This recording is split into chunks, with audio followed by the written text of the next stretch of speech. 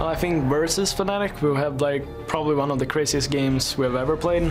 Fnatic are taking down the Unicorns of Love. No! A few more hits. What?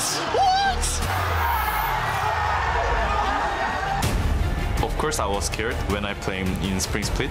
They were super crazy. For now we improve a lot and then we know how to play versus them, so I'm not scared anymore. Fnatic has not lost for a very long time. And Fnatic will become the first team in LCS history to do it! The perfect split, 18-0! So I think if they lose one game, they might crumble a bit. We didn't expect to be unbeaten, but like as the game goes, we feel like we're not gonna lose this split. The first best of 5 series in the quarters, we managed to win, and that was the biggest test against Fnatic. Of course I'm not worried and we will not lose.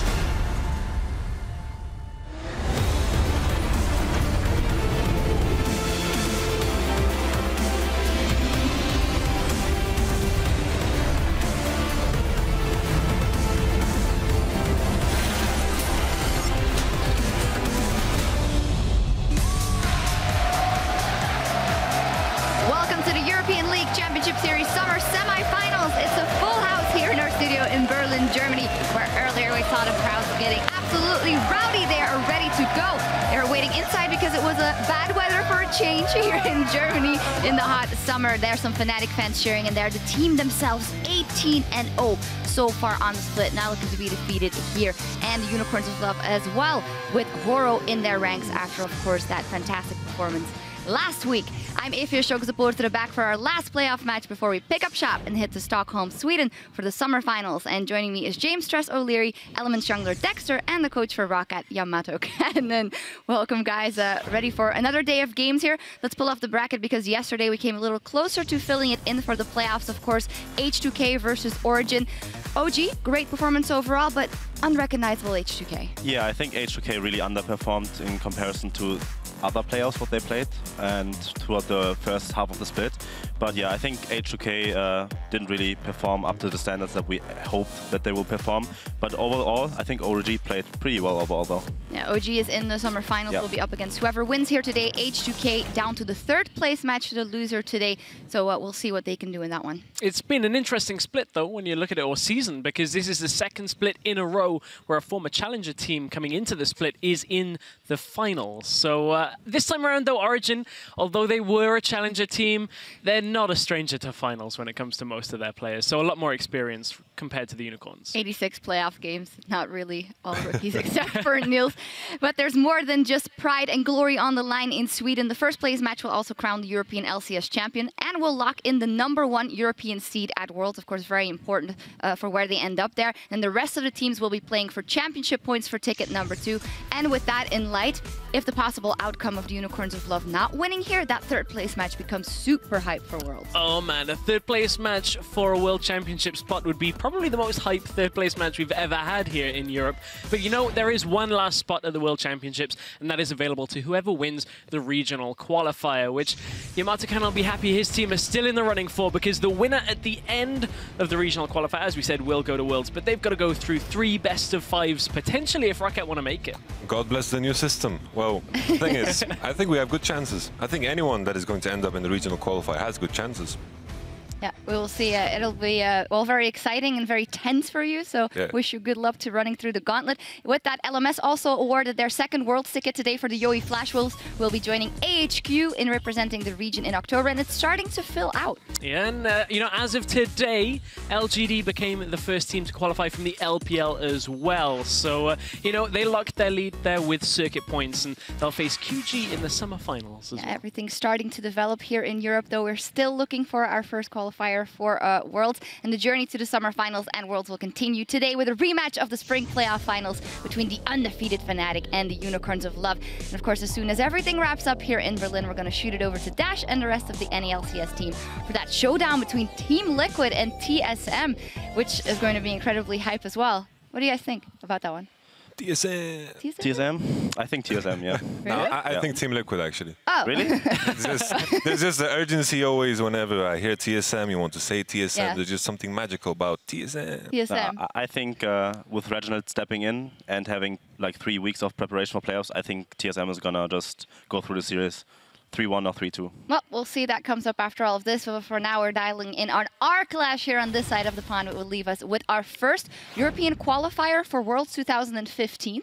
Yes, this actually, strangely enough, in a semi-finals match, whoever wins will be going to Worlds because Fnatic will win on points, or Unicorns will tie Fnatic on points, but will have more points from Summer if they win today. So whoever's going through this game has a minimum second seed. Yeah, our first representative, we will know it today. Before we dive in further, we're going to check in with the starting lineups for Fnatic, the squad that went from being unknown to being undefeated in the summer split. Huni, Rainover, Febivin, Reckless, Yellowstar, and the coach of the split, Daylor. And on the other side, looking to hand them their first loss from facing SK Telecom T1 in the mid-season invitational. Yes, it's been that long. Is the Unicorns of Love, Izuchachi, Horo, Power of Evil, Fardax, Hylissang, and their coach Sheepy.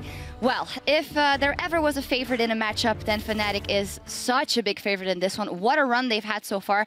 I can imagine for coaches and players alike, it's just incredibly impressive how they've managed to run through the split.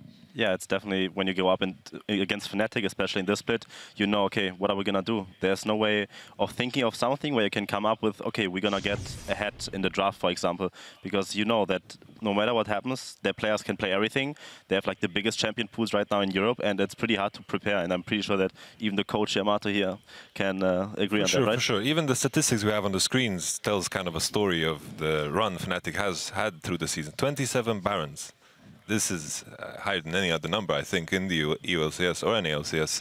I'm not sure if I'm correct, but Fnatic, it's say like... it with confidence, man. Someone's going to nitpick what I say, but like Fnatic, they've shown very few weaknesses. Some weaknesses, but I think they've had so much time now, 3 weeks, to fix those weaknesses. You are correct, by the way, but... Yeah. On the other side of the rift, though, when you look at the Unicorns, their split's been a lot more shaky. I mean, 9-9, same finishing spot as they did in spring when it comes to their win-loss. But, you know, against Rocket in the quarterfinals, they looked like a little bit better of a team than we have seen in previous weeks. I still don't think it's enough, but they are showing improvement. Yeah, for sure. I think the addition of Horo was a massive improvement over any other jungler they've had. Horo provides a sense of consistency. He understands the jungle matchup very well. I think you can elaborate a bit better on this, Lexo. Yeah, I think especially in the series against Rocket, he has shown that he is one of the best early game junglers right now in Europe, probably. He had an extremely good stats. I mean, 508 pre-15 minutes and almost 80% kill participation, which is everything you want from a jungler. Horo brings that to the table, and he also brings a really, really good sense of consistency, what UL has been struggling with. And we see it here as well, yeah, the roams and just the decision-making in the series versus you guys did seem to be a notch higher than it was for them beforehand. When I was watching the series, what I noticed, the thing that UL has a massive advantage over any other team, I think they're more creative than anyone else. Creativity in League is like plays that are very risky, but if they work, they just pay off immensely. And that play we saw previously, that's a game-winning play when you get a double kill with a roam on top. Yeah, that roam from Hylissang was just fairly, well, it wasn't even fairly unexpected, very unexpected. Nobody noticed him and he flashed onto the screen and suddenly pick up a kill. But you can see some of the Unicorns gameplay playing out there. But you guys were talking a lot about Horo, and honestly, I feel like Horo is one of the places that Unicorns of Love may have a factor in today's game when it comes to potentially undoing Fnatic. Obviously, it's a big ask, but Rainover has been perhaps the weak link when it comes to picks and bans. We took a look at champion pools and how they overlapped between the two teams, and we wanted to highlight the junglers because outside of the Gragas and the Rek'Sai, there are a few different picks that Rainover's had to kind of default to when he's been banned out. I mean, yeah, I think that statistic is like a bit outdated right now because we see Elise coming in, and I'm pretty sure that Rainover had enough time to actually pick up that champion. I'm not really sure about Nidalee because I can't really see Rainover play Nidalee because it kind of messes with their team chemistry, but maybe Fnatic will actually surprise us and pick it up. But I'm pretty sure at this point that Rainover can play everything, what he has to play to come out ahead in the series. I would like to add that throughout the season we've seen that Fnatic, both against Origin and HOK, fell behind, mostly because of jungle bans. I think Fnatic as well have seen this weakness, and they've had 3 weeks to fix this weakness. So I'm almost 100% sure that Reignover is going to pull out Nidalee or Elise in this matchup. If he does, and say they both get, if they get Nidalee versus Elise or what, do you think that Horo on pure strength or ability could be able to outplay him? I think in the early game, Horo has an advantage because from watching and playing against Reignover, I know that he's a jungler who doesn't take any risks. He would not go for a gank if he doesn't know where the enemy jungler is.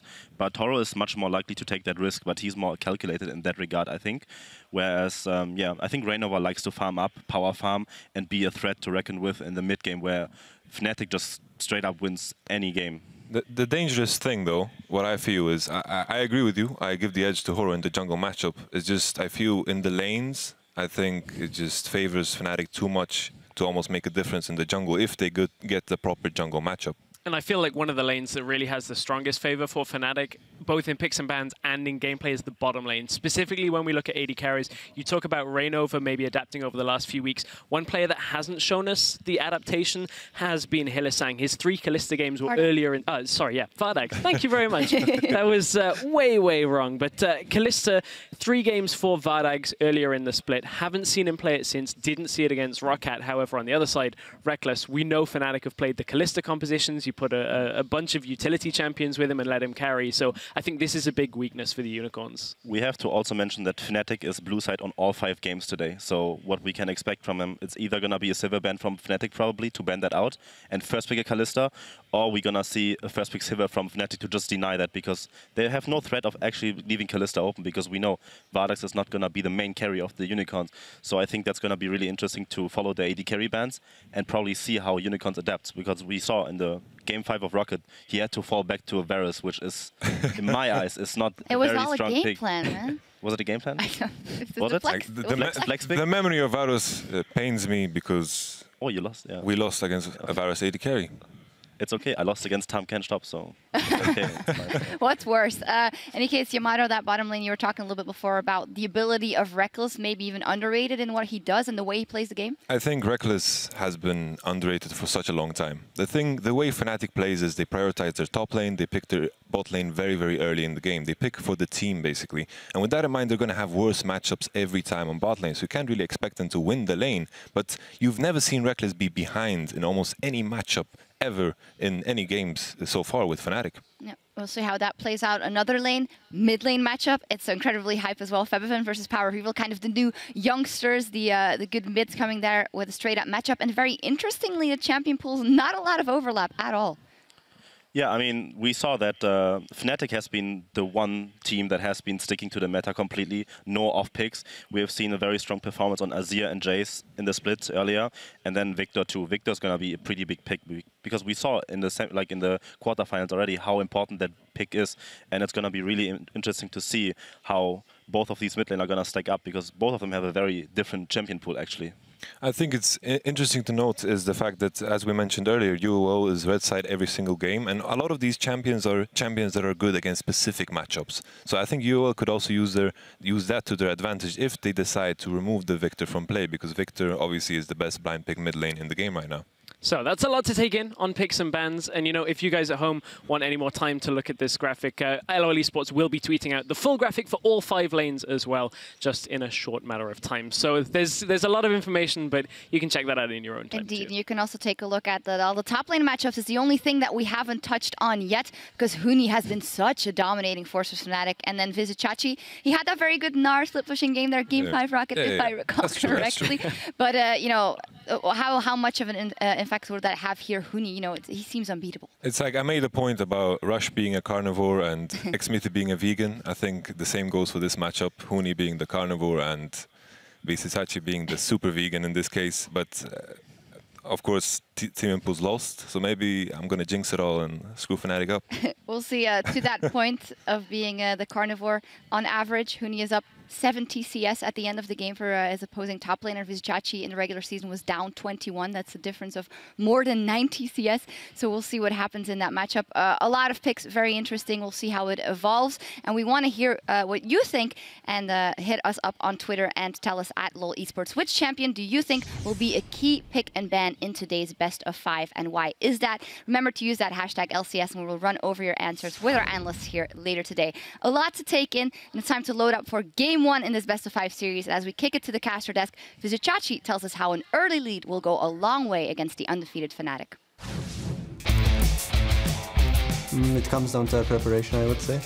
We get really good preparation and we feel prepared, confident going into the series. We can start off with a really good game and take the first game. Then the best of 5 series will be pretty much in our favor because Fnatic has not lost for a very long time. So I think if they lose one game, they might crumble a bit.